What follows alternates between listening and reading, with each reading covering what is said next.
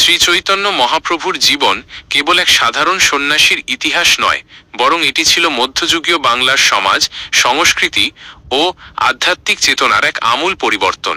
1486 খ্রিস্টাব্দের ফাল্গুনী পূর্ণিমার এক চন্দ্রগ্রহণের সন্ধ্যায় নবদ্বীপের মিশ্র পরিবারে তাঁর জন্ম। পিতা জগন্নাথ মিশ্র ও মাতা শচী দেবীর এই সন্তান শৈশবে নিমাই ও গায়ের রঙের জন্য গৌরাঙ্গ নামে পরিচিত ছিলেন। তার বাল্যশিক্ষা ও কৈশোরের পাণ্ডিত্য ছিল বিস্ময়কর। গঙ্গাদাস পণ্ডিতের টোলে ব্যাকরণ, অলঙ্কার ও ন্যায়শাস্ত্রে তিনি এমন ব্যুৎপত্তি অর্জন করেন যে অল্প বয়সেই নিমাই পণ্ডিত হিসেবে সমগ্র নবদ্বীপে তার খ্যাতি ছড়িয়ে পড়ে। এমনকি সমকালীন দিগ্বিজয়ী পণ্ডিত কেশব কাশ্মীরিকেও তিনি শাস্ত্রীয় তর্কে পরাজিত করেছিলেন।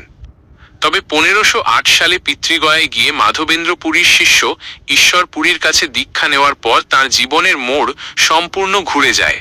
পাণ্ডিত্যের দম্ভ বিসর্জন দিয়ে তিনি কৃষ্ণপ্রেমে মাতোয়ারা হয়ে পড়েন এবং নবদ্বীপে প্রবর্তন করেন নাম সংকীর্তন।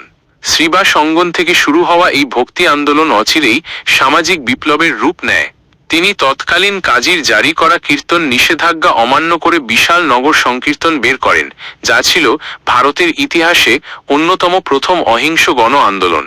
1510 সালে মাত্র 24 বছর বয়সে কাটোয়ার কেশব ভারতীর কাছে সন্ন্যাস গ্রহণ করে তিনি শ্রীকৃষ্ণ চৈতন্য নাম ধারণ করেন। সন্ন্যাস জীবনের শুরুতে তিনি পদব্রজে দক্ষিণ ভারত ভ্রমণ করেন এবং রায় রামানন্দের মতো পণ্ডিতদের সঙ্গে নিগুড় আধ্যাত্মিক তত্ত্ব আলোচনা করেন।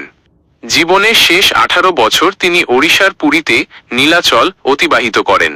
এই সময় তিনি অচিন্ত ভেদাভেদ তত্ত্বের প্রসার ঘটান, যার মূল কথা হল জীবের সঙ্গে ঈশ্বরের সম্পর্ক একই সাথে অভেদ ও ভেদাভেদযুক্ত।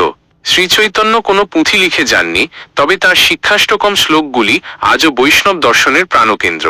তার সবচেয়ে বড় অবদান ছিল জাতপাত ও ধর্মীয় গোঁড়ামির মূলে কুঠারাঘাত করা। তিনি ঘোষণা করেছিলেন যে ভক্তি থাকলে চণ্ডালও ব্রাহ্মণের চেয়ে শ্রেষ্ঠ হতে পারে। জবন হরিদাসের মতো ভক্তকে তিনি আপন করে নিয়েছিলেন। 1533 সালে তার তিরোধান ঘটে, যা আজও এক রহস্যে ঘেরা। তার প্রবর্তিত গৌড়ীয় বৈষ্ণব ধর্ম আজও বিশ্বজুড়ে লক্ষ লক্ষ মানুষকে প্রেম ও শান্তির পথে অনুপ্রাণিত করে চলেছে।